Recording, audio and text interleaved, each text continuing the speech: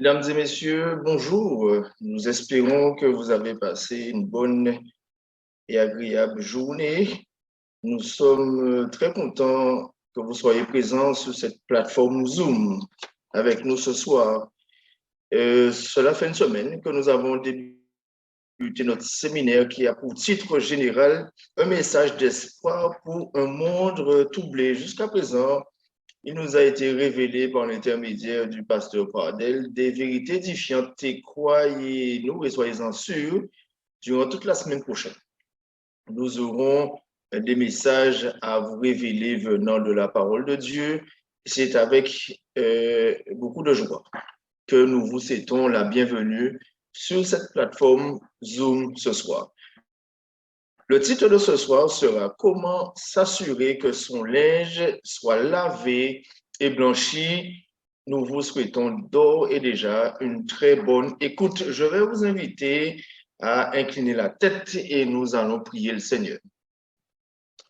Seigneur Dieu Tout-Puissant, Grand Père Céleste, Père d'amour, nous voulons te remercier de la journée que tu nous as permis de passer. Merci de nous avoir conservés en vie et merci de nous avoir permis de nous rencontrer, de nous connecter sur cette plateforme Zoom.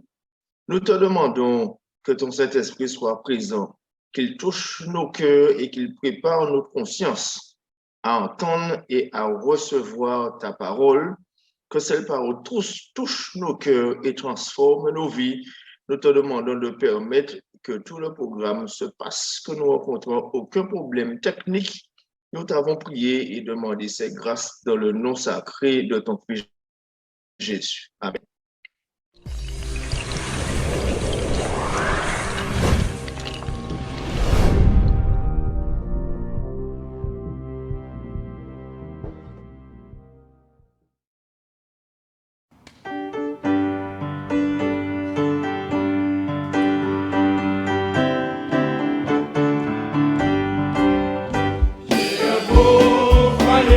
Dans le ciel, je le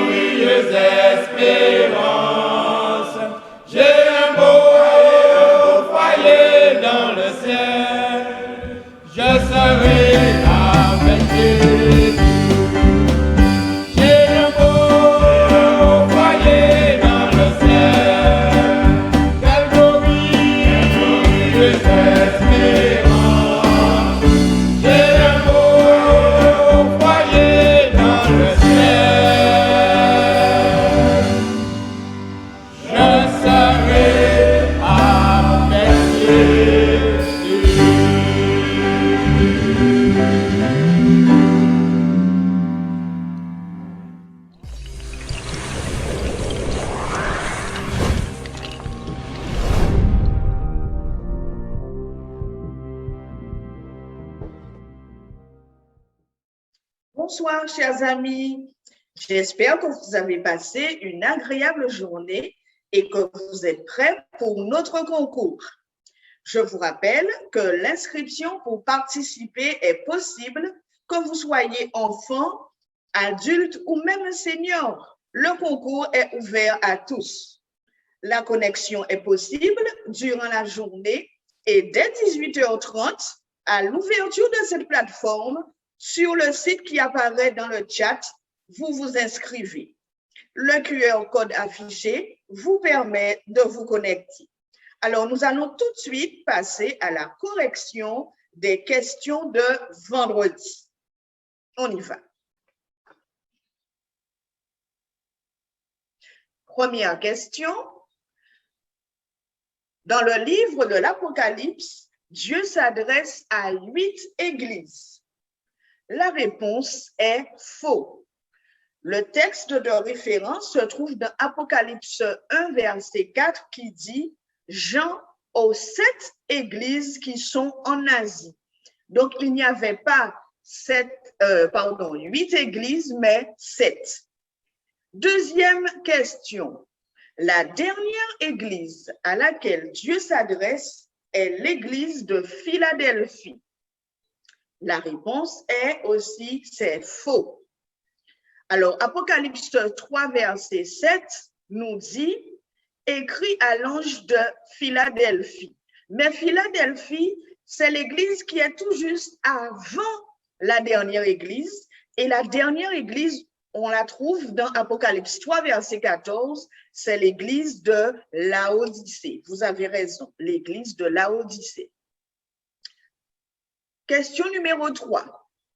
Dans le langage prophétique, un jour équivaut à une année.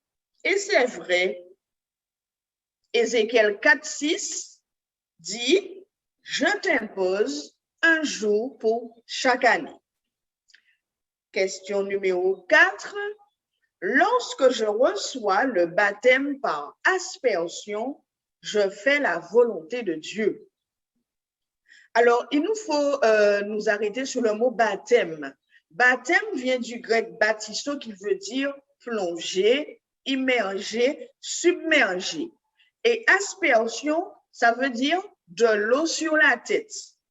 La Bible ne nous dit pas que le baptême par aspersion, c'est la volonté de Dieu. D'ailleurs, Matthieu 3, verset 16 nous dit que Jésus a été lui-même baptisé. Dès que Jésus eut été baptisé, il sortit de l'eau, nous dit le texte. Et dans Marc 1, verset 9, on nous donne même le nom de l'étendue d'eau dans laquelle il a été baptisé. Jésus fut baptisé par Jean dans le Jourdain. Et enfin, la dernière question, le témoignage de Jésus est l'esprit de la vérité, mais c'est faux. Apocalypse au chapitre 19 et le verset 10 nous dit, car le témoignage de Jésus est l'esprit de la prophétie. Nous allons tout de suite passer aux questions de ce soir. Je sais que vous êtes déjà prêts, alors nous allons commencer. Première question. Jésus est le lion de la tribu de Benjamin. Jésus est le lion de la tribu de Benjamin. Vrai ou faux?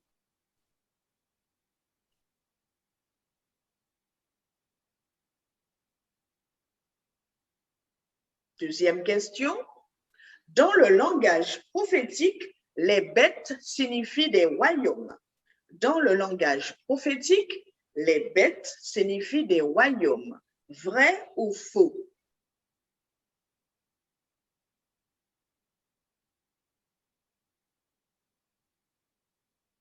Troisième question. Dans le livre de Daniel, le roi Nebuchadnezzar a vu en songe une statue avec une tête en argent. Je répète, dans le livre de Daniel, le roi Nebuchadnezzar a vu en songe une statue avec une tête en argent. Vrai ou faux?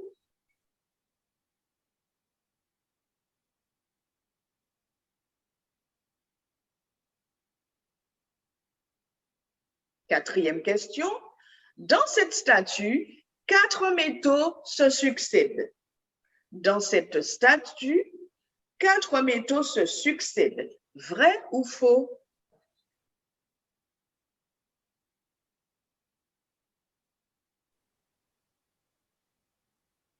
Et enfin, la dernière question. L'une des têtes de la première bête d'Apocalypse 13 va être blessée et va guérir. L'une des têtes de la première bête d'Apocalypse 13 va être blessée et va guérir. Vrai ou faux? Vous avez 30 secondes pour tout vérifier.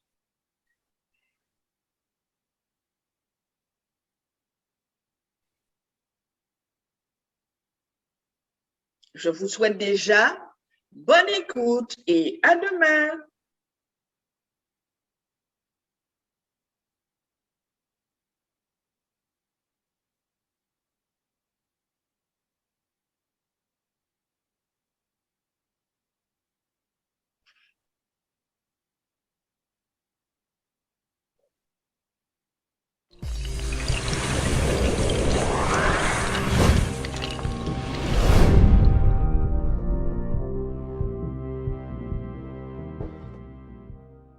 Chers amis, mesdames et messieurs, bonsoir. C'est une joie pour moi de vous retrouver une fois de plus ce soir afin de pouvoir poursuivre avec vous notre belle aventure autour de la parole de Dieu. Mais avant, j'aimerais répondre aux questions qui ont été posées. Alors, pasteur, tu as 2 questions qui ont été posées. La première est la suivante. Dans Daniel, les animaux représentaient des royaumes. Mais dans Apocalypse, quels sont les royaumes représentés par les animaux léopards, ours et lions? OK. Certainement, la personne qui a posé la question fait référence à Apocalypse 13, verset 2, et qui dit ceci: « La bête que je vis était semblable à un léopard, ses pieds étaient comme ceux d'un ours et sa gueule comme une gueule de lion. Le dragon lui donna sa puissance et son trône et une grande autorité. » Donc, je suppose que la personne fait référence à ce verset. Comme je l'ai dit hier, c'est hier ou vendredi, alors, les bêtes constituent bien les royaumes, des royaumes, car les bêtes n'ont pas donc de trône et n'exercent pas d'autorité, ni ne parlent pas pour blasphémer Dieu. Donc, j'ai dit cela hier matin, pour ceux qui étaient là. Et nous retrouvons ici, donc, les caractéristiques des animaux de Daniel, chapitre 7. Lion, ours et léopard. D'accord? Lion qui fait mention donc de Babylone, l'ours des Mèdes et des Perses, l'empire médo-persan, et léopard, l'empire grec. Mais la bête, les 4 bêtes, les 4 animaux de Daniel 7, c'est 4 royaumes. Mais dans Apocalypse 13, verset 2, il y a un animal, d'accord? Une bête. Et cette bête possède les 3 caractéristiques, c'est-à-dire le lion, les pieds, l'ours et le léopard, d'accord? Les 3 caractéristiques, mais c'est une bête. Par conséquent, nous l'avions vu, cette bête était la même chose, en fait, c'est l'identique à la petite corne qui avait 2 yeux dans Daniel 7 et qui avait 2 yeux et une bouche qui parlait. Et nous avons conclu avec l'histoire, parce que l'histoire confirme tous les éléments de cette prophétie comme étant la papauté. Par conséquent, la bête d'Apocalypse 13, verset 2, eh bien, représente cette puissance, la Rome papale. La Rome papale. Maintenant, pourquoi les différents lions, ours, léopards sont mentionnés? Et je l'ai dit, peut-être la personne n'a pas fait attention à ce moment-là. Rome va prendre effectivement dans toutes les cultures précédentes, c'est-à-dire de l'Empire babylonien, de l'Empire médo-persan, de l'Empire grec, et va adapter des éléments de ces différents royaumes dans son fonctionnement et dans ses pratiques religieuses. D'accord? Et je parle donc de culture, des éléments de culte. Et c'est pour cela que cette bête, eh bien, montre qu'il y a des éléments qui se retrouvent dans les royaumes qui ont précédé.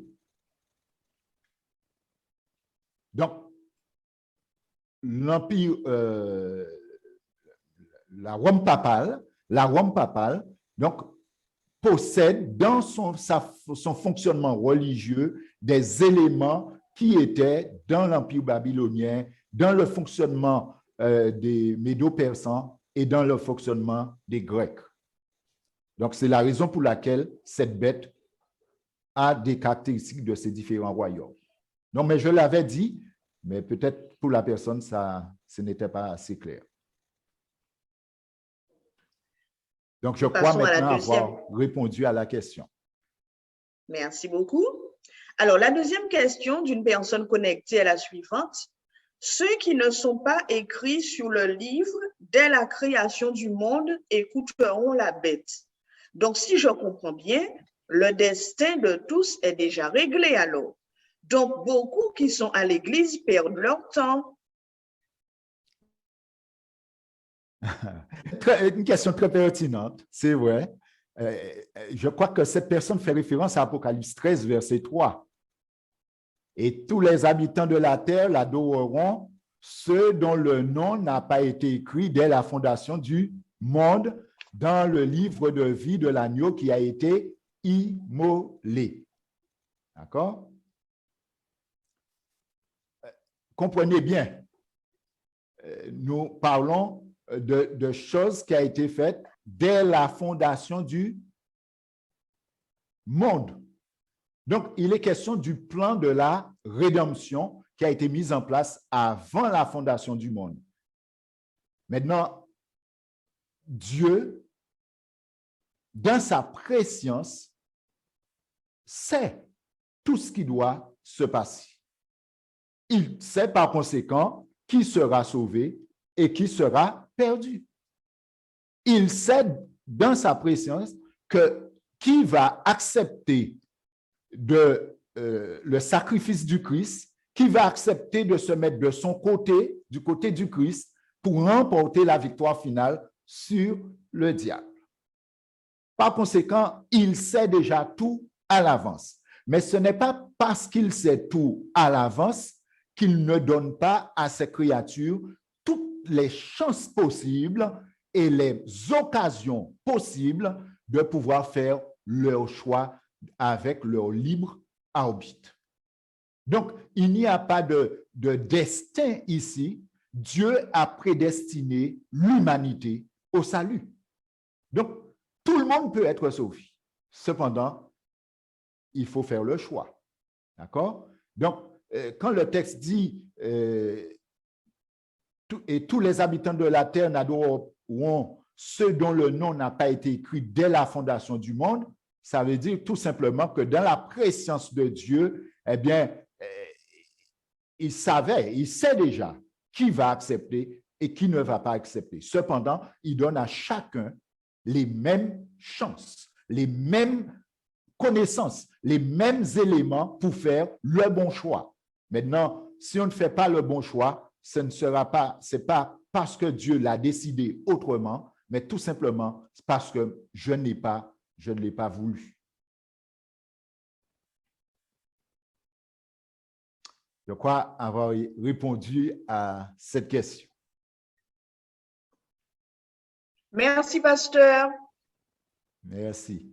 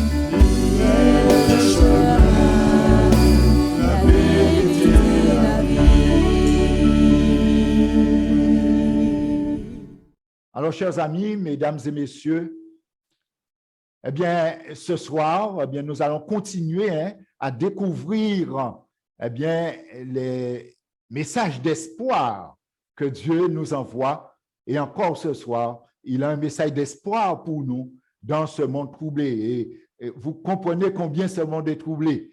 Et nous sommes vraiment dans les moments et le temps difficiles. Et ce soir, donc, nous allons voir comment s'assurer que son linge soit lavé et blanchi. Comment s'assurer que son linge soit lavé et blanchi. Vous savez, chers amis, dans l'Apocalypse parle de vêtements blancs à obtenir, de robes à laver et à blanchir afin de ne pas manquer l'entrée au ciel et de participer au festin de noces de l'agneau. La question qui nous intéresse ce soir, comment m'assurer que mon vêtement est au point pour le rendez-vous avec l'éternité? Comment m'assurer? Et de quoi il s'agit quand on parle de vêtements blancs? Le vêtement céleste est personnel. Ce vêtement que nous parlons en tout cas. On ne l'obtient pas à deux. On ne peut non plus le prêter à son épouse, à son époux, à ses enfants. C'est comme un passeport qui a notre identité personnelle dessus. Que faire donc pour l'avoir? Eh bien, il faut tout simplement chercher à l'obtenir pour effectivement aller dans l'éternité, parce que c'est de cela qu'il s'agit. Voilà ce que Apocalypse 22, verset 14 nous déclare. Heureux ceux qui lavent leurs robes afin d'avoir droit à l'arbre de vie et d'entrer par les portes de la ville. Heureux, nous dit Jean dans l'Apocalypse. Rappelez-vous, c'est un message que Dieu lui envoie pour notre temps. Pour notre temps. Heureux ceux qui lavent leurs robes afin d'avoir droit à l'arbre de vie.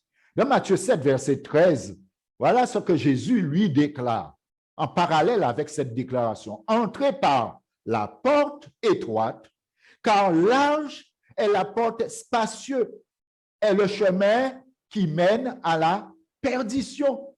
Et il y en a beaucoup qui entrent par là. Donc pour Jésus, Jésus parle toujours de la porte où il faut entrer. Apocalypse dit qu'il faut laver ses vêtements. Et Jésus dit entrez par la porte étroite. Il dit quelle porte il faut choisir.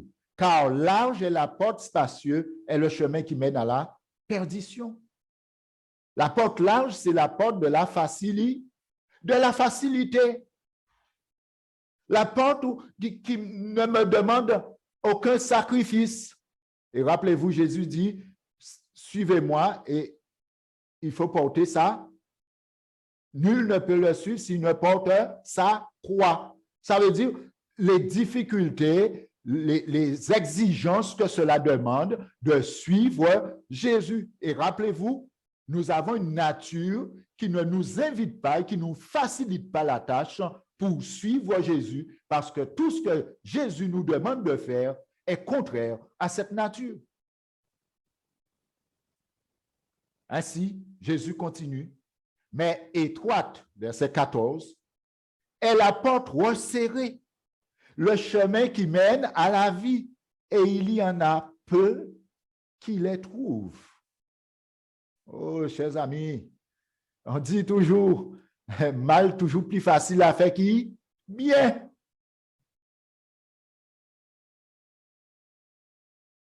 Et je l'ai dit il y a quelques jours de cela, comme c'est la parole de Dieu qui est prêchée, nous vivons des temps difficiles, tout le monde le reconnaît, tout le monde crie et dit, mais quand est-ce que nous allons sortir de cette situation?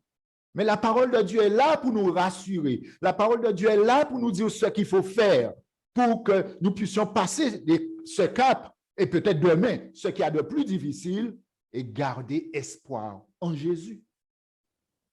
Cependant, il y a peu qui sont motivés, peu qui sont intéressés. Et je dis gloire à Dieu que vous avez choisi de consacrer ne serait-ce qu'1 heure, 1h30 de votre temps pour analyser avec nous ces paroles sur cette plateforme. Mais étroite est la porte, trop serré le chemin qui mène à la vie, et il n'y en a peu qui les trouvent. Cependant, la porte étroite mène à la vie, tandis que large à la perdition. Ainsi, Jésus nous exhorte ainsi, dans Jean 8, verset 12. Et voilà, Jésus leur parla de nouveau et dit, « Je suis la lumière du monde. Celui qui me suit ne marchera pas dans les ténèbres, mais il aura la lumière de la vie. » Amen. Celui qui me suit ne marchera pas dans les ténèbres, mais il aura la lumière de la vie, parce que Jésus est le chemin, la vérité et la vie. Et il est la lumière du monde. Par conséquent, il faut être à l'image de Jésus. Parce que si je suis ses traces, je vais faire comme il me demande de faire et je vais faire surtout comme il m'a montré que je dois faire. Parce que Jésus a laissé un exemple dans tout ce qu'il nous demande de faire. Tout ce qu'il demande. Je suis le chemin, la vérité et la vie. Et il nous a montré le chemin. Alors, quel exemple Jésus nous a-t-il laissé et qu'il faut suivre pour que nos vêtements soient blancs? Matthieu 3, versets 13 à 17. Voilà ce que Jésus déclare. Alors Jésus vint de la Galilée au Jourdain. Nous sommes dans le livre de Matthieu. Vers Jean pour être baptisé par lui. Voilà l'exemple qu'il nous laisse, Jésus. Il va auprès de Jean dans le fleuve du Jourdain. Mais Jean s'y opposait en disant, c'est moi qui ai besoin d'être baptisé par toi et tu viens à moi? Et Jésus va lui répondre, laisse faire maintenant, car il est convenable que nous accomplissons ainsi ce qui est juste. Il est convenable de faire quoi? Que nous accomplissons ainsi, dit Jésus à Jean, ce qui est juste. Ce qui veut dire que l'exemple qu'il est en train de donner, il dit c'est quelque chose de juste. Et par conséquent, nous devons suivre cet exemple-là. Et Jean ne lui résista plus. Remarquez ce que le texte dit. Dès que Jésus eut été baptisé, il sortit de l'eau. Donc, s'il est sorti de l'eau, ça veut dire qu'il est entré dans l'eau. Et voici les cieux s'ouvrir et il vit l'Esprit de Dieu descendre comme une colombe et venir sur lui. Il sortit de l'eau. Il n'est pas question ici d'un petit peu d'eau sur le front, sous la tête. Non. Il est question d'être immergé sous l'eau. Et ce n'est pas pour rien que Jésus va donner l'exemple du baptême, parce que baptême, ça veut dire baptizo. Et baptizo, ça veut dire quoi? Ça veut dire plonger, ça veut dire immerger. Est-ce que quelqu'un peut être immergé avec quelques gouttes d'eau sous la tête? Non, mes amis, restons conséquents avec nous-mêmes. Rappelez-vous, la Bible est là pour nous révéler les choses. Nous avons vu déjà que ce qu'on nous a enseigné dans le passé, eh bien, était empreint d'erreurs et d'inventions, de traditions humaines. Et nous devons le dire aujourd'hui. Moi, j'ai été baptisé, enfin bon, disons ainsi, baptisé parce que c'est un non-sens. Parce que baptiser, ça veut dire plonger, immerger. Donc, c'est un non-sens de dire j'ai été baptisé par aspersion. C'est un non-sens. On ne peut pas être plongé, immergé par aspersion, par quelques gouttes d'eau sur le fond. Et moi, quand j'ai découvert, eh bien, le baptême de Jésus par immersion, j'ai accepté Jésus en me faisant baptiser par immersion en suivant l'exemple de Jésus. Aujourd'hui, certains disent, ah ouais, en baptisé déjà, maman, moi, dis-moi qu'il est en baptisé. Ma reine, moi, dis-moi ça. Parrain, moi, dis-moi ça. Moi aussi. Effectivement, ma reine, moi, toujours dis-moi ça. Parrain, moi, dis-moi cela. Mais dans la parole de Dieu, ce n'est pas ce que je vois. Ce que je vois, c'est que Jésus m'a laissé un exemple que je dois être plongé sous l'eau pour être baptisé. Et c'est d'ailleurs la signification.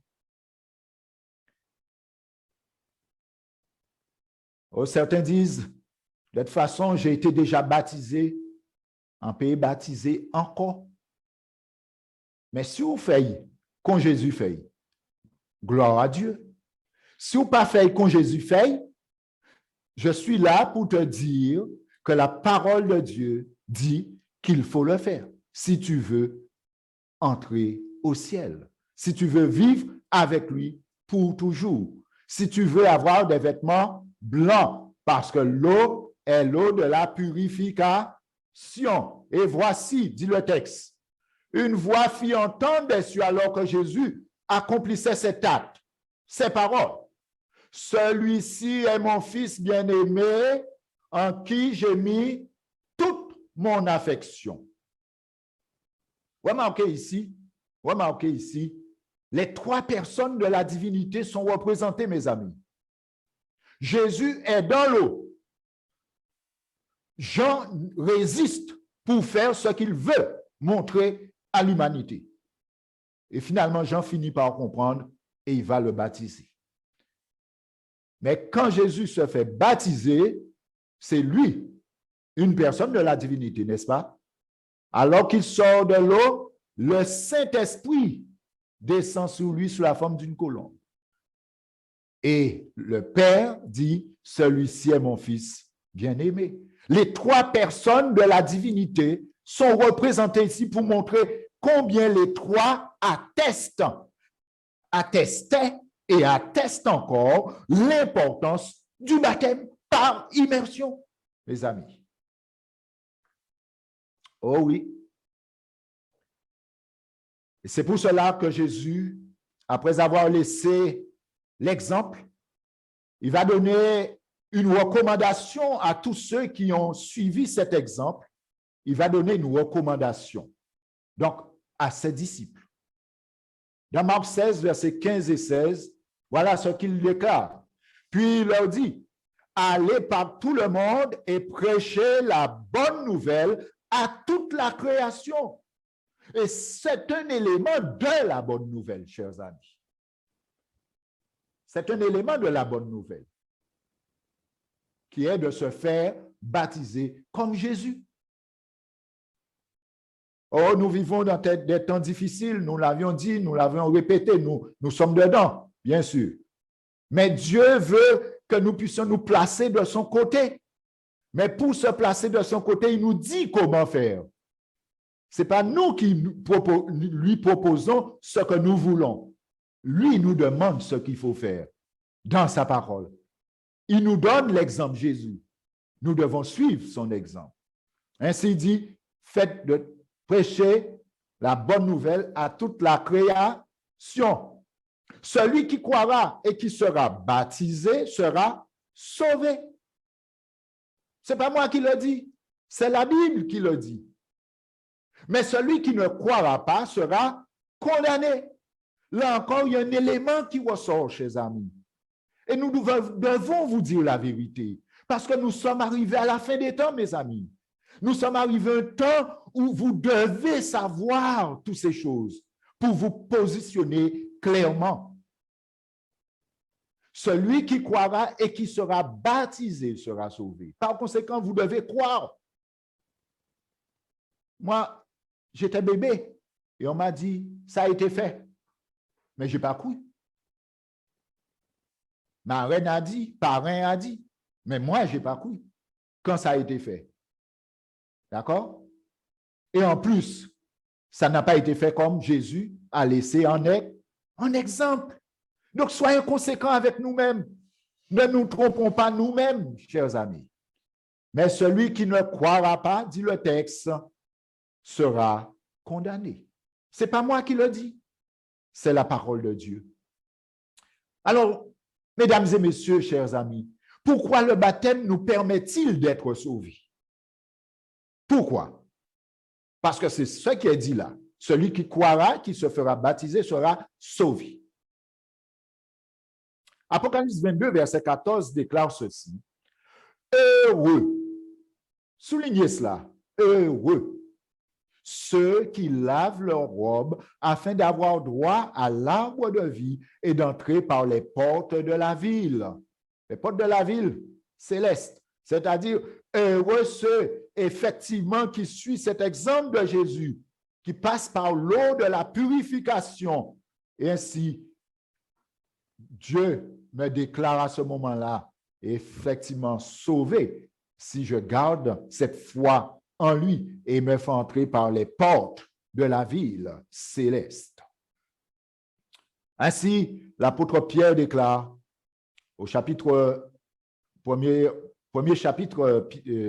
épître de Pierre au chapitre 3, verset 21, « Cette eau était une figure du baptême qui n'est pas la purification des souillures du corps. » Mais quoi?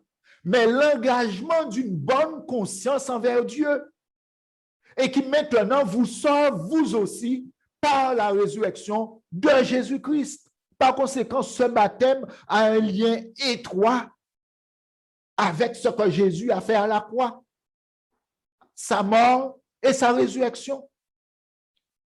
Et le texte, Pierre dit, c'est l'engagement d'une bonne conscience envers Dieu. Par conséquent, c'est pour cela que je dois le faire devant des témoins. Quand on se marie, n'est-ce pas, il faut des témoins. Donc, se marier avec Jésus par le baptême, eh bien, on le fait devant des témoins qui attestent que, voilà, Pradel a pris sa décision de s'abandonner à Jésus, de laisser Jésus guider sa vie. Et il a démontré devant des témoins. Chers amis, après avoir vécu une vie de péché, de rébellion envers Dieu, en passant par le baptême, on exprime à Dieu son regret de la vie passée et on lui demande une nouvelle opportunité de vivre en conformité avec sa volonté. Par le baptême, Dieu nous régénère, nous adopte et nous sommes sauvés à cause de la mort de Jésus-Christ à notre place. Par conséquent, Dieu nous demande de symboliser notre mort. Mais normalement, c'est nous qui devions mourir normalement. Rappelez-vous, quand Pierre a prêché dans Actes des Apôtres, le peuple était touché. Qu'est-ce que Pierre disait et les apôtres? Mais le Jésus qui est venu pour nous sauver, vous l'avez tué.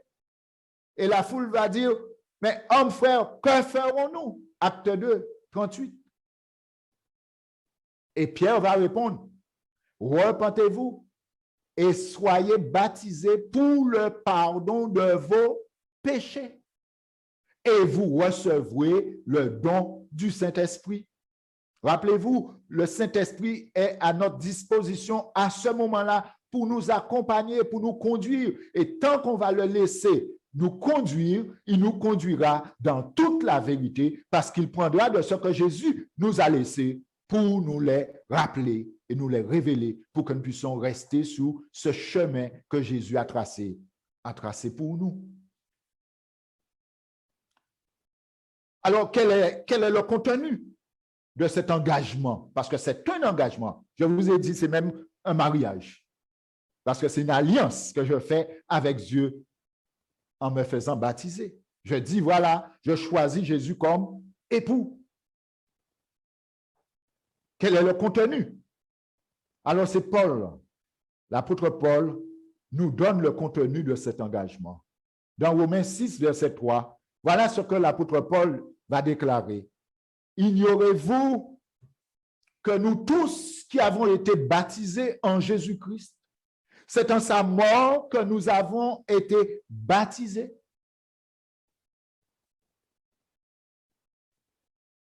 Nous avons été baptisés en sa mort. Donc, il est mort réellement pour nous et nous, il nous demande de symboliser la nôtre sous l'eau. Voilà. Symbolise ta mort. Et si tu le fais ainsi, ça veut dire que tu acceptes ma mort. Et Paul continue. Nous avons donc été ensevelis avec lui par le baptême en sa mort, afin que comme Christ est ressuscité des morts, par la gloire du Père, de même, nous aussi, nous marchions en nouveauté de vie. Et là, on comprend bien la signification. Un peu d'eau sur la tête ne peut pas symboliser un ensevelissement et une résurrection, mes amis. Dieu veut que je démontre par là que j'accepte la mort du Christ. Donc, j'accepte de mourir avec Christ à la croix en faisant ce symbole du baptême. Enterrement, résurrection. Et quand je ressuscite, c'est pour vivre une nouvelle vie sous la direction du Saint-Esprit.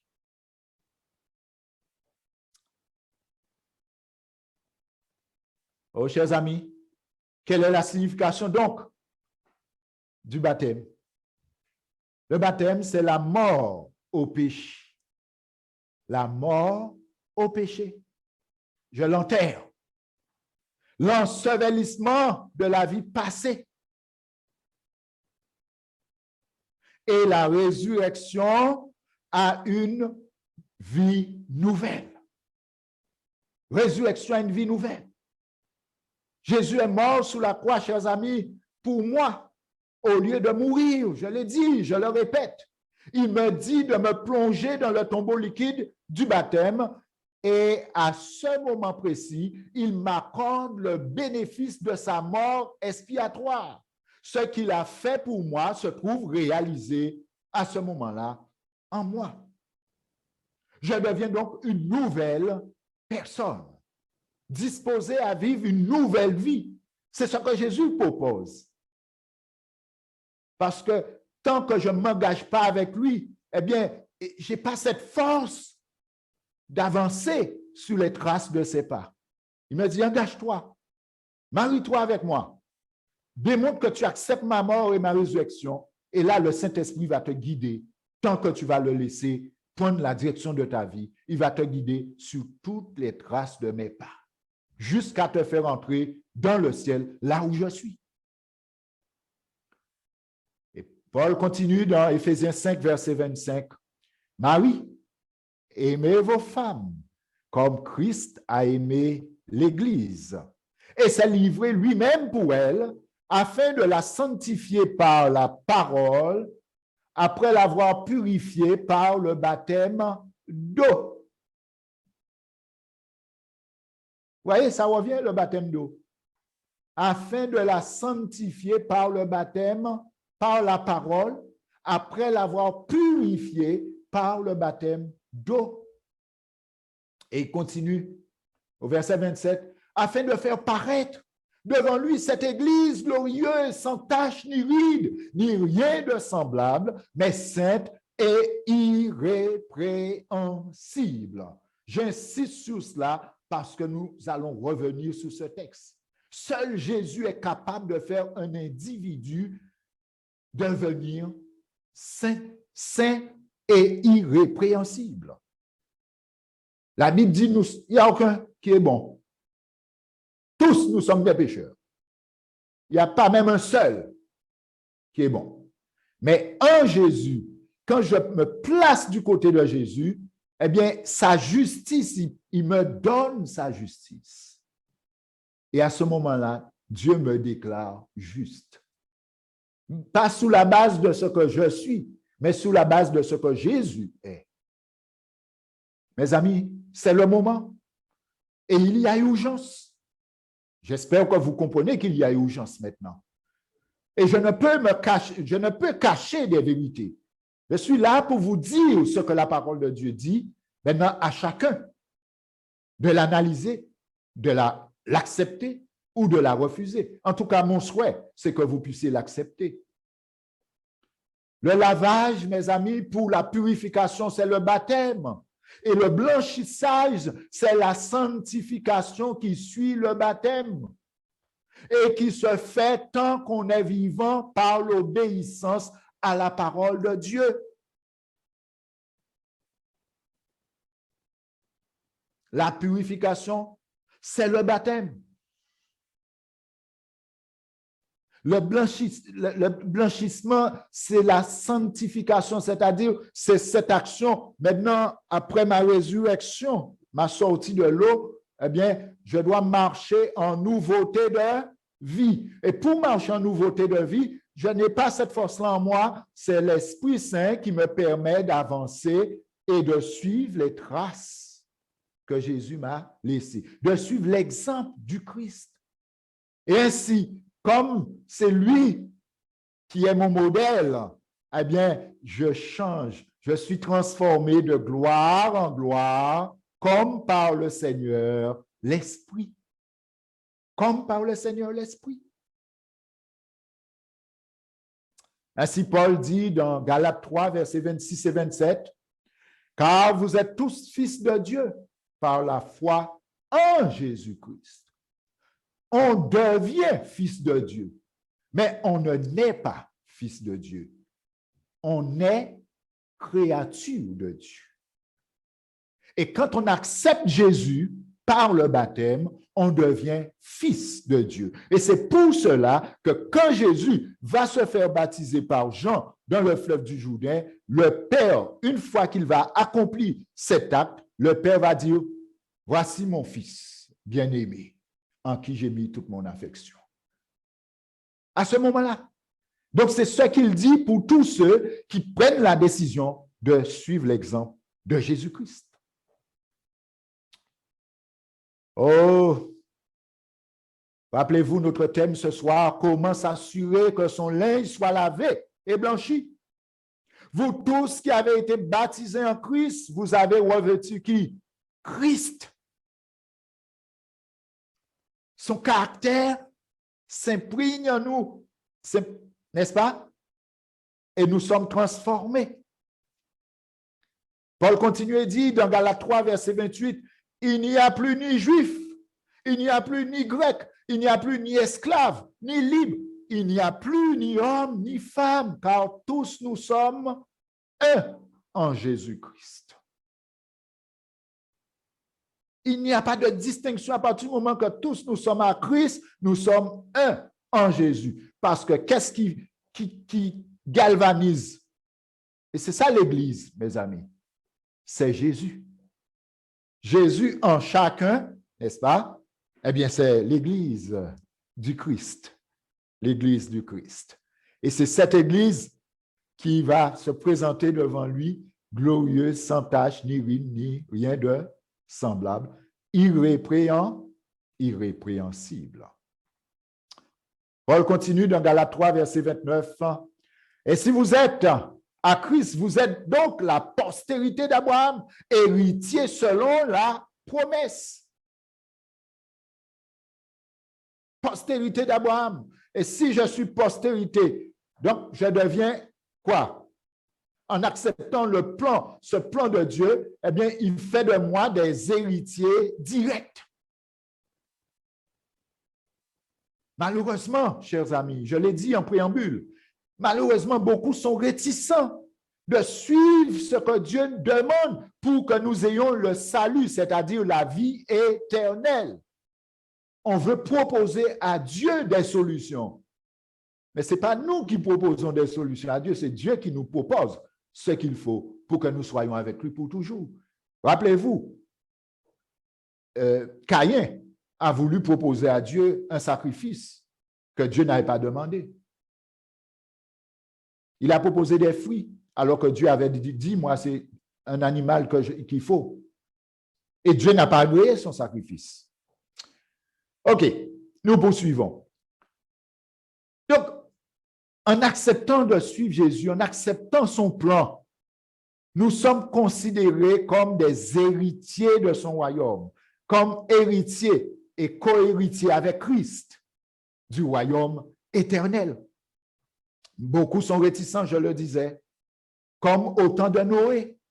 Comme au temps de Noé. Et dans Matthieu 24, 37, Jésus va leur rappeler ça. Ce qui arriva du temps de Noé arrivera de même à l'avènement du Fils de l'homme, c'est-à-dire à l'avènement de Jésus. Alors, qu'est-ce qui est arrivé au temps de Noé? Noé a prêché 120 ans pour dire qu'il va pleuvoir et que Dieu maintenant vous demande d'entrer dans l'arche pour que vous soyez sauvés. C'était ça le moyen de salut. La grâce de Dieu, c'était l'arche. Voilà. Entrez et vous serez sauvés. Eh bien, on se moquait de Noé. Peut-être certains se moquent aujourd'hui. Certains sont gênés par le message qu'on peut prêcher aujourd'hui. Mais c'est demain. Demain. Il faut être préparé aujourd'hui pour faire face à demain. Par conséquent, il ne faut plus perdre de temps, mes amis. Si vous n'avez pas encore été baptisé comme Jésus, je suis en train de vous dire, et c'est la Bible qui le dit, je répète ce que la Bible vous dit. C'est le moment de le faire. Parce que vous ne savez pas si demain vous serez encore là. Et le temps est proche. Et au temps de Noé, eh bien, on se moquait de Noé. On disait même qu'il était fou. Il était fou parce que ce qu'il disait ne correspondait à rien dans le temps où il vivait. Personne n'avait vu encore la pluie tomber. Donc, quelqu'un qui vient pour dire qu'il va pleuvoir, mais c'est quoi? C'est de quoi on parle là? Maintenant, aujourd'hui, qu'est-ce qu'on dit? Jésus va revenir, il revient bientôt. Il prendra ceux qui sont avec lui. Par contre, le feu sera réservé pour ceux qui n'auront pas cru. Là encore, beaucoup disent, alors ça ne peut pas comprendre ça qui est fait alors. Ben, si vous voulez jouer à la roulette russe, jouez, les amis. Mais la Bible est claire.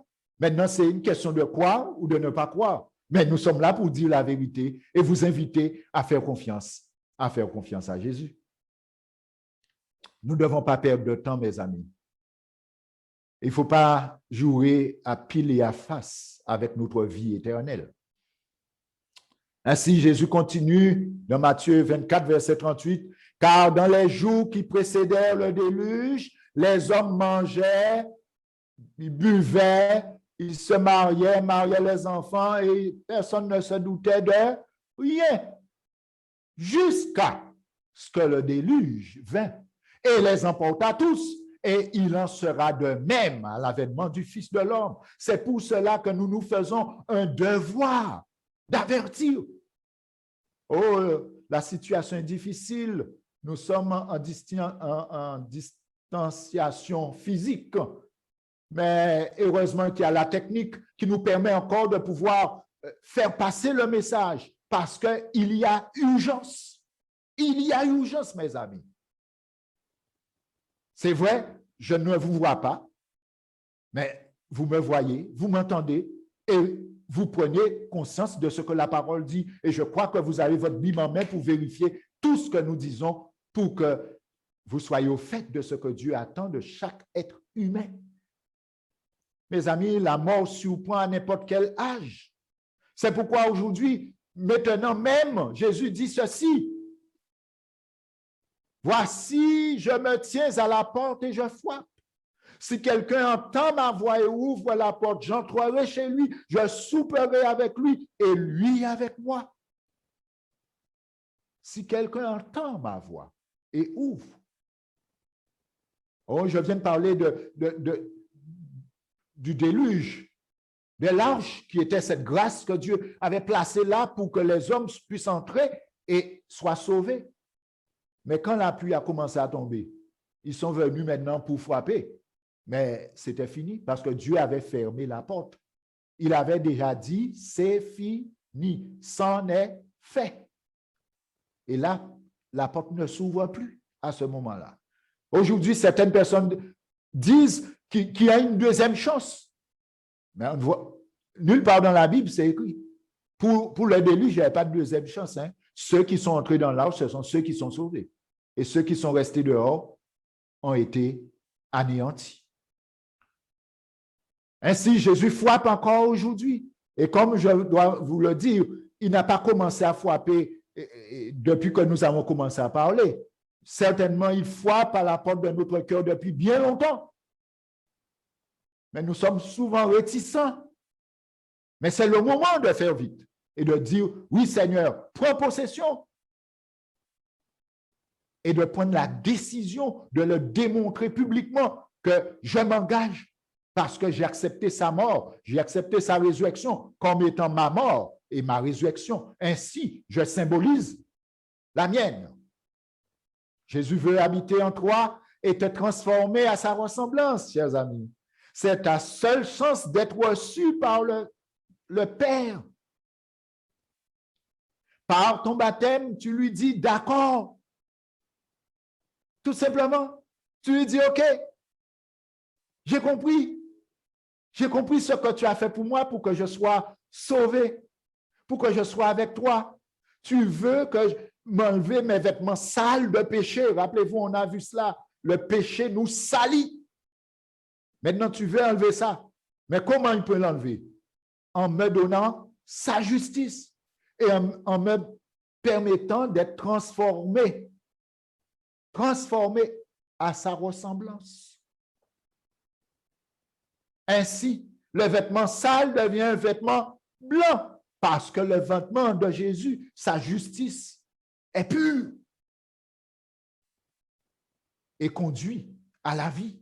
C'est pourquoi Jésus ne pouvait rester au tombeau. Il fallait qu'il ressuscite parce qu'il est pur. Ainsi, il veut nous accorder cette grâce. Il veut nous accorder ce salut. Cependant, il me dit, je dois te couvrir avec le vêtement blanc, avec ma grâce, avec ma justice, avec cette transformation que je veux opérer en toi. Mais cela commence à quel moment? Cela commence au moment où je prends la décision, mes amis. Je prends la décision de me faire baptiser parce que je crois. Et quand je crois, j'accepte et je suis déclaré sauvé. C'est ce que nous avons lu, n'est-ce pas? Ne veux-tu pas, chers amis, répondre positivement maintenant? Ne veux-tu pas dire, Seigneur, oh, là j'ai bien compris, j'ai compris qu'il faut que je m'abandonne à Christ pour que je sois sauvé.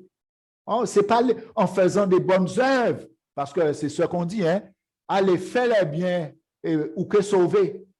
Non, ce n'est pas ce que la Bible dit. Crois au Seigneur Jésus et tu seras sauvé, toi et toute ta famille. Car Dieu a tant aimé le monde qu'il a donné son Fils unique afin que quiconque croit en lui ne périsse point, mais qu'il ait la vie éternelle. L'auteur des Hébreux, chapitre 3, verset 15, dit ceci. Pendant qu'il est dit, aujourd'hui, si vous entendez sa voix, n'endurcissez pas vos cœurs. Chers amis, je suis juste un instrument, juste quelqu'un qui est là pour vous rapporter les paroles de l'Éternel, les paroles de la parole de Dieu. Moi, je ne suis rien dans tout cela. C'est Dieu qui parle. Maintenant, si vous entendez sa voix, n'endurcissez pas vos cœurs. Si le Saint-Esprit est en train de vous dire, c'est le moment, n'attends pas demain. C'est maintenant que tu dois dire oui. C'est maintenant que tu dois dire, OK, je m'engage. Fais-le. Parce que tu ne sais pas ce que demain peut enfanter. Alors, mes amis, oh, j'aimerais vous donner mon numéro. Parce que nous sommes à distance. On est obligé de trouver des solutions pour que vous accompagniez. Il y a la cellule d'écoute. Vous avez des différents numéros que vous pouvez appeler pour adresser vos souhaits, nous faire part de vos souhaits. Si vous voulez une visite, nous ferons notre possible pour vous visiter. N'est-ce pas? Si nous ne sommes pas en mesure de le faire, nous allons demander à quelqu'un de le faire pour vous accompagner. Maintenant, j'aimerais vous donner mon numéro. Mon numéro, c'est le 0690, le 34 86 45. 0690 34 86 45. Si le Saint-Esprit t'a touché, appelle-moi, pas tout de suite, mais plus tard ou demain. Et là, dis-moi ce que tu ressens. Et nous allons vous accompagner.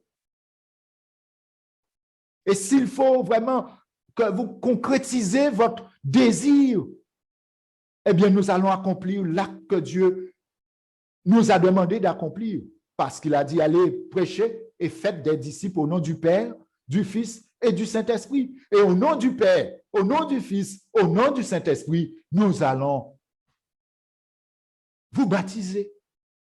Ainsi, vous allez dire au monde que vous avez choisi Jésus. C'est ce que Jean a fait pour Jésus.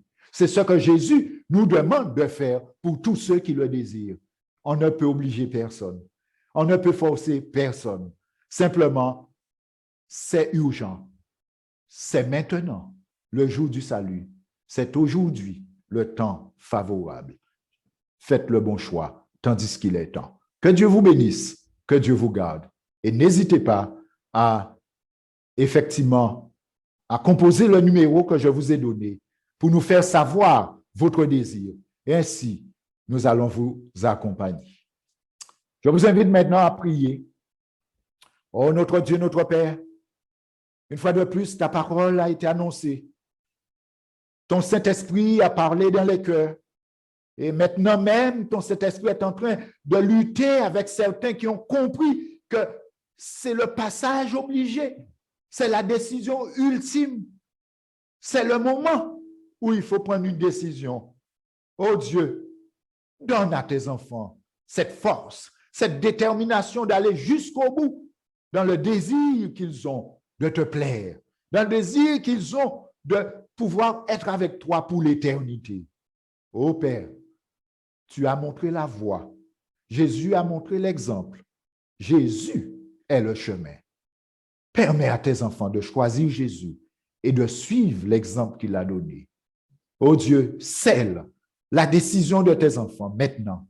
Scelle tous ceux qui sont en train de dire, oh oui, j'ai compris, je vais prendre ma décision. Scelle cette décision et donne-leur la force d'aller jusqu'au bout, jusqu'à concrétiser leur engagement avec toi. Et ainsi que tu les déclares sauvés. Et permets, Seigneur, alors qu'ils auront fait ce choix, ils auront confirmé cela, eh bien, le Saint-Esprit puisse les accompagner jusque dans l'éternité. Oh, c'est mon souhait. Pas pour eux seulement, Seigneur, mais pour moi aussi, parce que je veux être avec toi. Et permets à tes enfants qui ont déjà fait le choix de pouvoir persévérer en laissant le Saint-Esprit les guider et en marchant selon ta parole, afin d'être transformés comme à ta ressemblance. Je t'ai prié dans le nom de Jésus et pour ta gloire. Amen. Alors, demain soir, chers amis, mesdames et messieurs, nous verrons Marc Dussault, les 144 000. Marqué Dussault, les 144 000. Venez demain pour découvrir ce sujet. Donc, je vous dis à demain. Venez aussi nombreux que vous l'êtes. Invitez vos amis, vos parents, vos collègues. Soyez nombreux sur cette plateforme pour découvrir ce message.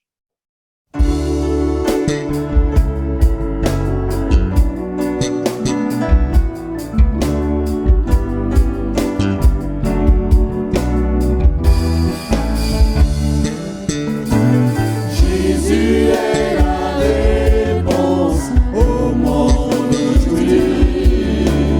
Tu es le chemin, la vérité, la vie. Jésus est la réponse